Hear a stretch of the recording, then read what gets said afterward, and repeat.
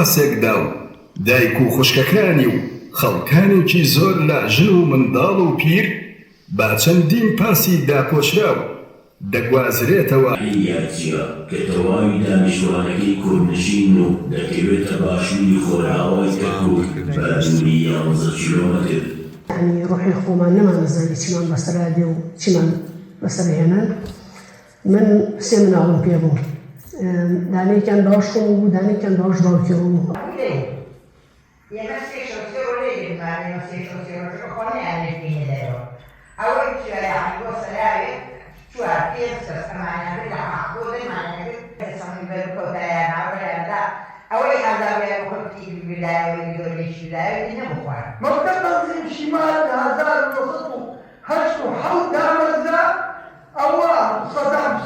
ئەمڕۆ ئێمە لە مۆنومێنتی ئەنفال لە چەمچەماڵ دوو بەڵگە فیلمی خۆمان نمایش کرد بە ئامادەبوونی جەماوەرێکی زۆر.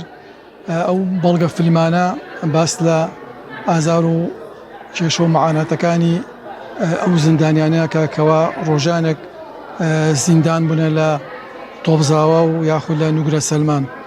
یەکێک لەو فیلمانە بە ناوی گەڕانەوە بۆ قەڵای مەرگ بوو، باس لە یەکێک لەو شایەت حاڵانەکەین کە خۆی و خانەوادەکەی لە نوگرە سەلمان زیندانی بوونە، لەوێ برایەکی لەدەسەدات. باسی ئەو ڕۆژگارەمان بۆ کاکە چۆن ڕەفتارێکی ناشرینیان بەرامبەر کراوە لەلایەن دام و دەستگاکانی بەعس و بە تایبەتی حەجاجەوە. هەروەها بەڵگە فیلمی دووەم تۆپزاوە پرزگەیەک بەر لە دەواازەی جەهەنمە ناوی فیلمەکە.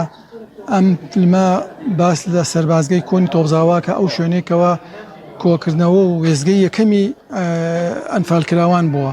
لەوێەوە فترێک لەوێ بوونە و ئازار و ئەشکەنجەیەکی زۆر دراون، لەوێ چەندین کەس گولەباران کراوە، هەڵسوکەوتێکی زۆر نامرۆڤانیان لەگەڵا کردوون.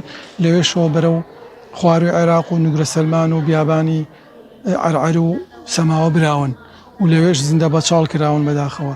هەروەها کۆمەڵێکیان لەو ژن و ژنانێکەوە منداڵیان هەبەوە بەرەو دبست براون.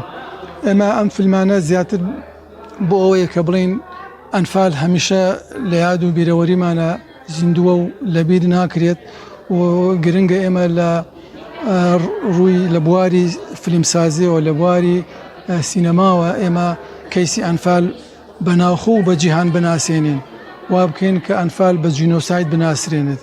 بۆیە لەم ڕۆژگارەیە بواری فیلمسازی ڕۆڵی و کاریگەریکی زۆر گرنگی هەیە لە ناساندنی کەیسی ئەنفال و بە جینۆساید ناساندنی. هەموو کارێکی دۆکۆمەنتاری لەسەر جینۆساید طبعاً ئەچێتە بەڵگە فیلمەوە، ئەچێتە بەڵگەوە بۆی بێتە بەڵگەیەک بۆی کە تاوانباران یا بکەرانی ئەو ستەمکاریە لەبیر نەچنەوە.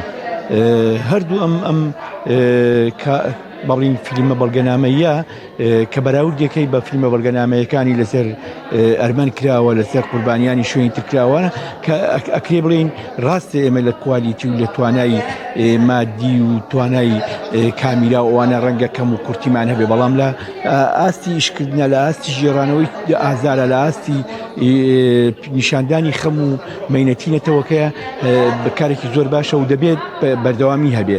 بەڵام وەک گوتمان دەبێت بگاتە ئاستێک کە لەسەر ئاستی دنیاش خەڵگەڵ وەسەی لەسەر بکە. من دەستخۆشیان لێکم ئەو پراوێزە ئینگلیزیەش زۆر باشە، تورکاکرێت لە دەرەوەش ئیشی لەسەر بکەوە.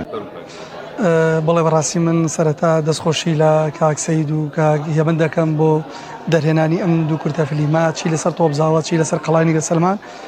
بەڕاستی بەداخەوە دەکرا ئێستا کاری زۆر باش و کاری زۆر گەورەمان لەسەر دیکۆمنتکردن و چۆنەڵی قەڵاچی سەربازگەی تۆپزاوە چی قەڵای نیگرە سەلمان. بەڕاستی ڕۆژانە ئێمە بەبەر چاوی خۆمانەوە شاید حاڵی زیندوو، شاید حاڵی باش وە کەسی نوخبە وە کەسێک کە لە ڕووداوەکە بووە لە حەدەسەکە بووە بەڕاستی لە ژیان ماڵاوایمان لێ دەکەن. بۆیە ئەمەش کارەکاتە سەردۆسیەکە و دەکرا ئێستا ئێمە لە قەڵای نیگرە سەلمان لە هەر گۆشەیەکی قەڵای نیگرە سەلمان و کاری زۆر باش و گەورە بە فیلم و بە دیکۆمنت هەبوایە و بکرایە لە ئاستێکی باش و لە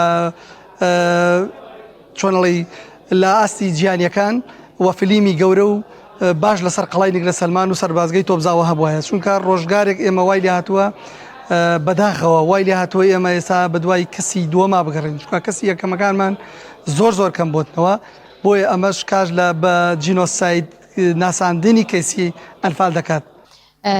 لەم جۆرە فیلمانە بە دیکۆمنتاری بێت بە فیلمی سینەمایی بێت بە چیرۆک بە بگێڕانەوە بێ بە هەرچی بێ زۆر گرنگە بەڕاستی بۆ ئەوەی جیلی داهاتوو بزانێت کە حکومەتی بەعسی لە ناوچوو چی تاوانێکی دڕندانەی بەرامبەر بەگەلی کورد کردووە.